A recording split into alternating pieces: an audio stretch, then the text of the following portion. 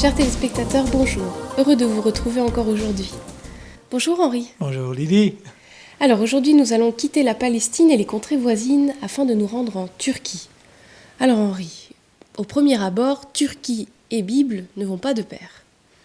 Non, c'est exact, et pourtant. En fait, l'explication, elle vient du fait que le nom de la Turquie est un nom moderne, et qu'il y a 2000 ans, le nom Turquie n'existait pas. À l'époque, il y a d'autres noms pour les provinces gréco-romaines qui composent la Turquie d'aujourd'hui, mais la Bible parle bel et bien des territoires qui sont couverts aujourd'hui par la Turquie. Et justement, Henri, quels sont ces noms antiques que l'on trouve dans la Bible ? Les provinces gréco-romaines en Turquie de l'époque s'appelaient la Phrygie, la Pamphylie, la Galatie, la Pisidie. Et puis il y a plein de villes gréco-romaines de l'époque qui sont importantes.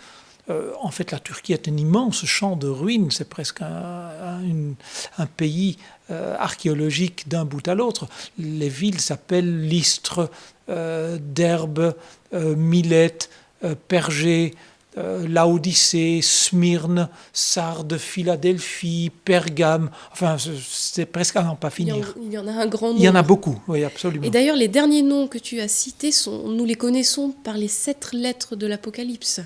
Oui, l'apôtre Jean, qui apparemment, nous en parlerons plus tard, a vécu longtemps dans la ville d'Éphèse, a été amené sur une île pénitentiaire de l'époque, une île qui aujourd'hui est une île grecque, l'île de Patmos. Donc c'est vrai qu'il écrit l'Apocalypse à 7 églises qui se trouvent dans 7 des multiples villes qui existaient à l'époque. L'apôtre Paul lui-même est originaire de Tarse, nous dit la Bible. Et Tarse était à l'époque une ville portuaire du sud-est de ce qu'est aujourd'hui la Turquie. Alors aujourd'hui, nous allons parler du Nouveau Testament et de Paul. En partie, à la fin, mais on va commencer par l'Ancien Testament.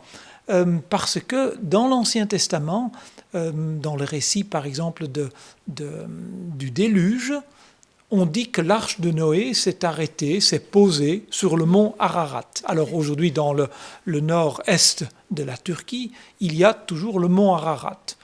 Certains disent que ce n'est pas forcément le même endroit, pour autant que cet endroit soit celui qui est mentionné dans la Bible, mais partons de cette idée que le nom n'est pas changé, et certains prétendent avoir trouvé là des restes de l'arche de Noé, des morceaux de bois pétrifiés. En a-t-on vraiment trouvé ou cela reste Certains des le spéculations ? prétendent, mais dans aucune revue sérieuse, dans aucun ouvrage sérieux, ces choses sont prises au sérieux d'ailleurs.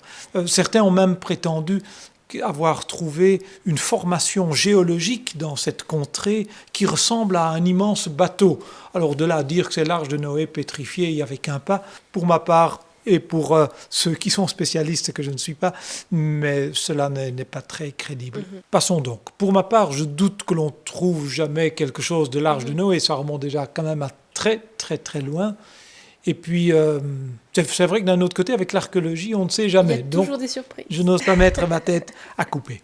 Et il y a encore une autre petite allusion à un endroit du sud-est de la Turquie, c'est la ville de Haran. C'est toujours un petit village aujourd'hui. La Bible nous rapporte qu'Abraham va passer par ce village, va y demeurer pendant un nombre d'années, mais là aussi, aucun élément archéologique. Rien de concret non plus. Rien, non. Ce serait, encore une fois, assez étonnant. Mais, par contre, c'est bien en Turquie, dans la partie centrale de la Turquie, que l'on a fait, il y a une centaine d'années, une découverte archéologique des plus intéressantes, tant au niveau de l'histoire en général, mais également au niveau biblique. Il faut savoir que dans l'Ancien Testament, il y a une peuplade qui est mentionnée près de 50 fois. Ce sont les Hittites ou les Étiens. Jusqu'en 1906, on va un peu raconter ce qui s'est passé, mais donc il y a 100 ans, on n'avait aucune trace des Hittites. Et les critiques de l'époque s'en donnaient à cœur joie pour dire, voyez bien, la Bible c'est de l'invention, on parle d'un peuple qui n'a même jamais existé. Et donc jusqu'au jour, effectivement, jusqu'au jour où, en 1906, on va trouver en Turquie dans cette partie centrale de la Turquie qui s'appelle l'Anatolie et qui est un immense territoire où on va trouver des restes très importants, très, très majestueux qui vont s'avérer être ceux de la civilisation des Hittites. Alors voyons ça en montage. L'Anatolie est un immense plateau avec une altitude moyenne de 1000 mètres et entouré de toutes parts de chaînes montagneuses. C'est ici, au nord-est d'Ankara, que se trouve un tout petit village du nom de Bogaskoy, qui veut dire village du ravin. Son nom est devenu célèbre à cause d'un immense champ de ruines tout proche. Charles Texier, un voyageur français, y était passé en 1843. Il avait pensé qu'il s'agissait d'une ancienne ville romaine. L'endroit allait se révéler plus tard être la capitale oubliée d'un vaste empire d'égale puissance que celui des Babyloniens et des Égyptiens. Mais n'anticipons pas.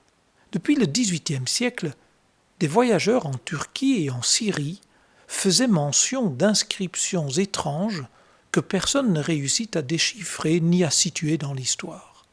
En 1876, un professeur d'Oxford, Archibald Sayce, lui-même croyant et lecteur assidu de la Bible, fait le rapprochement entre ces inscriptions et un peuple mentionné 48 fois dans la Bible, les Hittites ou les Étiens. Par exemple, dans la Genèse, il est dit qu'Abraham acheta une caverne pour y enterrer son épouse et le vendeur de la caverne s'appelle Ephron le Hittite. Une autre mention encore des Hittites se trouve dans un texte qui dit que les Syriens fuient devant le roi d'Israël, pensant que ce dernier avait fait une alliance avec les Égyptiens et les Hittites. Les Égyptiens n'ont jamais été oubliés au cours de l'histoire.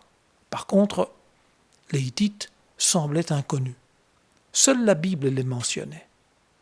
Moins de 10 ans après que Archibald Sayce ait fait le rapprochement, on découvrit les célèbres tablettes d'Amarna, les archives royales d'Amenophis III et IV. Et parmi ces archives, il y avait une lettre, une tablette en cunéiforme, qui provenait de Suppiluliuma, le roi des Hittites.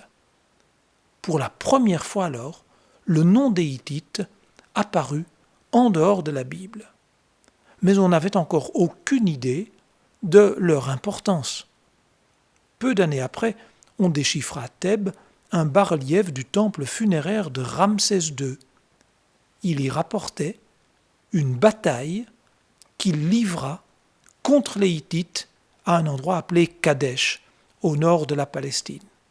Et le texte en Égypte dit que Ramsès II signa un traité de paix avec les Hittites. C'était donc un peuple puissant et dont seule la Bible parlait jusqu'alors. Mais que peut-on dire de la Turquie et de Bogaskoy dont tu as parlé précédemment ? Mais justement, suite à cette découverte du nom des Hittites en Égypte, tout l'intérêt pour les Hittites s'est relancé.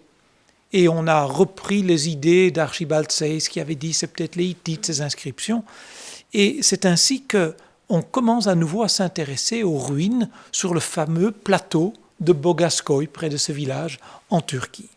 Et c'est là qu'en 1906, une mission archéologique allemande va se rendre sous la direction d'un certain Hugo Winkler. Les fouilles vont très rapidement débuter et apparaissent alors les vestiges d'une ville de 120 hectares de surface. C'est immense pour l'époque, 120 hectares de superficie. La ville était protégée par un immense mur d'enceinte de 6 km de long et bâti à plusieurs endroits sur un remblai artificiel. Les murs ont une épaisseur moyenne de 8 mètres. À un endroit, les archéologues découvrirent une poterne, c'est-à-dire un tunnel à vocation militaire, 70 mètres de long en pente descendante vers l'extérieur. 2 des 8 portes d'accès de la ville sont encore visibles. Maisons, palais, entrepôts, grands temples, sanctuaires rupestres dédiés aux divinités, des bas-reliefs, des sculptures, des objets. Tout cela révéla une ville importante, une civilisation même, mais Étaient-ce les Hittites? Winkler, l'archéologue en charge des fouilles, s'était installé dans une hutte au sommet de l'ancienne citadelle de la ville. Il passait ses journées à se plaindre. Dans son journal, il écrit « Le jour, j'ai trop chaud. La nuit, j'ai trop froid. La nourriture me rend malade et mon lit est infesté de punaises. » Aucune des découvertes n'intéressait vraiment Winkler. Rien ne le fit sortir de sa hutte. Il était uniquement intéressé lorsqu'on trouvait des tablettes d'argile avec des écritures. Car, bien qu'archéologue de salon, il n'en était pas moins fin connaisseur des écritures cunéiformes. Le 20 août 1906, on lui amène une autre tablette qu'on vient de découvrir. Elle était fortement abîmée, mais Winkler en discerne immédiatement le contenu, un contenu qui lui coupe le souffle. Voilà ce qui est sur cette tablette. Alliance de Ramsès, le bien-aimé du dieu Amon, le grand roi d'Égypte, avec Hattusilis, le grand roi du pays Hatti, pour donner la paix et la fraternité entre leurs grands royaumes, et cela à perpétuité. Winkler tenait entre ses mains le document par lequel Ramsès II lui-même confirmait au roi hittite le traité de paix auquel il avait été contraint après avoir perdu la célèbre bataille de Kadesh, et le contenu de cette tablette était quasi identique à celui de l'inscription que l'on avait déchiffrée quelques années auparavant en Égypte sur la façade du temple de Ramsès II, où il n'avait pas mentionné qu'il avait perdu la guerre. Que cette tablette ait été trouvée ici, en Anatolie, au centre de la Turquie, ne pouvait signifier qu'une seule chose: ici était la capitale des Hittites. Winkler écrit dans son journal « Tous les événements de ma vie disparurent dans le néant devant cette tablette. » Plus de 10 000 tablettes d'argile furent dégagées des archives royales de la ville qui se nommait Hattusa. L'Empire hittite et sa capitale connurent le déclin peu après 1200 avant Jésus-Christ, jusqu'à disparaître totalement du souvenir des hommes. Seule la Bible mentionnait les Hittites, et avec raison. La mise au jour de la capitale des Hittites constitue un des fleurons de l'archéologie, mais pour le lecteur de la Bible, cette découverte vient aussi confirmer la crédibilité des écrits sacrés. Une fois de plus, les pierres parlent. Ah oui, certainement. Merci Henri de nous conduire de découverte en découverte et d'éclairer la Bible de façon aussi originale. La semaine prochaine, nous nous retrouvons pour la suite des découvertes archéologiques en Turquie, terre biblique insoupçonnée. Au revoir chers téléspectateurs.